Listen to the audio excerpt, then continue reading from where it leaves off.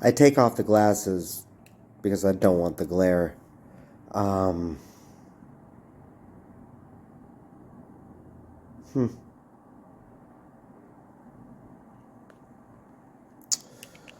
There's been a lot of stress these past few days.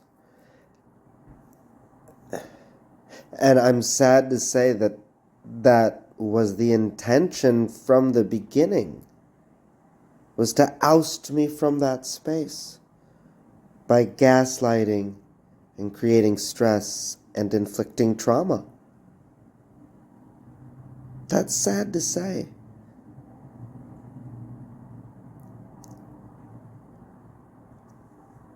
I'm so proud of myself because it did affect my ability to do my job. And so I needed to adjust to make sure that it didn't affect my job getting done. And that's something else that people of color,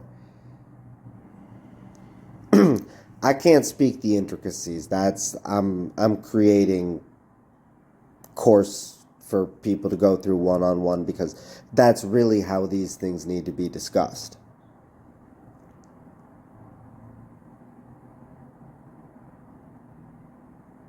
And I'm just so proud of myself.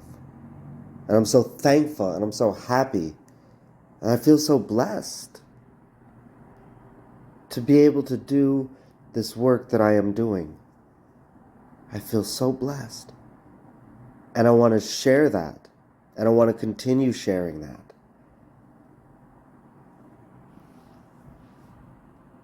Yeah.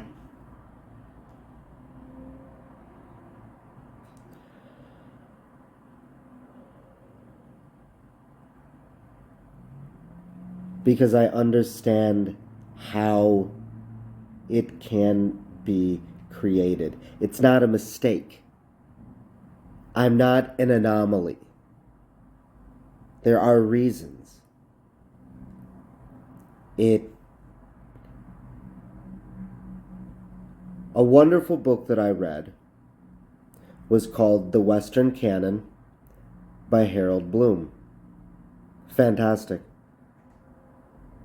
That, along with, again, I mean, if we really want to get down to it, my top 3 books everyone has to read: The Prophet by Khalil Gibran, Tao Te Ching, Marcus Aurelius' Lamentations. Now I'm going to actually add 2 more to that. Because Western Canon by Harold Bloom is really, really important in how it shows us that actually, if we want to say the tripart pillars of Western culture are almost the Bible, Dante's Divine Comedy, and Shakespeare. And then also he talks about how Sigmund Freud is a fantastic storyteller and Shakespeare was a phenomenal psychologist. And we start looking at literature through these lenses and the development of literature through these lenses. And that's why I find and what Harold Bloom talks about is he says that the Western canon is really a reflection of, I'm going to have to say, the European Eurocentric Western mind looking at itself. And then it's very interesting at the end of the book, he has a list of countries and he says, these are other books, from various parts around the world that also speak to this narrative. And I'm not saying it isn't an important narrative, but it's not the only narrative. It's simply a narrative that I was educated by and am now trying to move beyond for myself. Now, at the same time, I think that in doing that, maybe I can help others be able to understand the literature and the experience as well, which I think is a phenomenal nexus for opportunity and conversation and elevation and evolution. and creativity and joy. Because that's the other thing that I want to say. I mean, again, looking at what we're going to call the Western canon of media, art, and creation. When will executives understand what Monsters, Inc. was saying? You are constantly trying to scare people into working. You are punishing them if they don't work. And it just, look what it does. Look what it does to the world. What if you go about it the opposite way and you make it joyous for people to work? Again, I'm looking at this from an economic level as an economist and a statistician. I'm looking at it through the numbers. What is actually going to give you better productivity, more efficient productivity?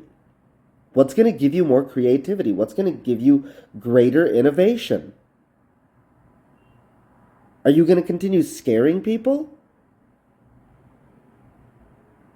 That's horrifying. And it's not funny, but all you can almost do is laugh at it. And that is the pursuit that so many people seem to be on.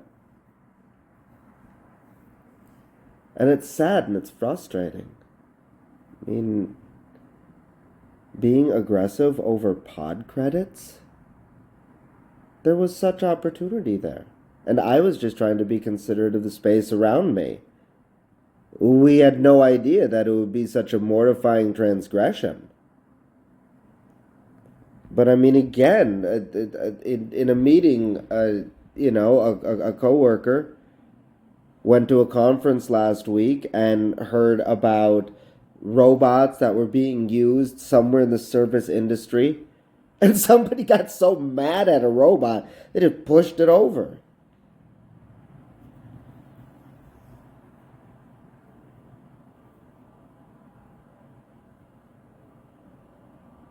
And again, it's what we have to understand, and that what we have to understand is that when these things happen, they don't happen without reason.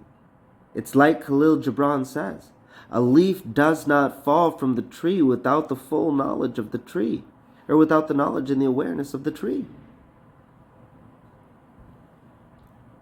And so that's where I guess on the other side, it's helping us to be more conscious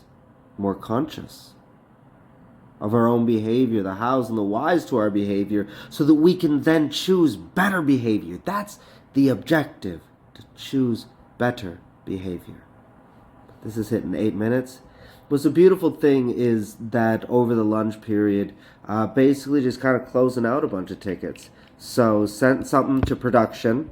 Now it's got to run through the CI. What do they call that? Something integration. I'm not even going to worry about like continuous integration. So anyways, testing continuous integration. But yeah, I think that's probably up and running. And then now I got to look. Actually, I've got a meeting coming up here in about 5 minutes because we have meetings at 1:15. We understand that, yeah, you take an hour for lunch, but like sometimes you started lunch a little late and, this, that, or the other. So, or else, you get back after lunch and absolutely you want to be able to have time to, okay, what's on deck for the afternoon? What else did other people do in the morning, and just be able to catch up on that stuff. I didn't do that because I was doing that over lunch.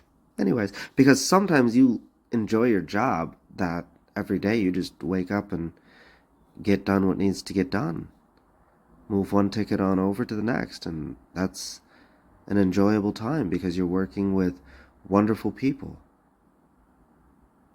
That's a blessing that we all deserve. All right, I'm out. Peace.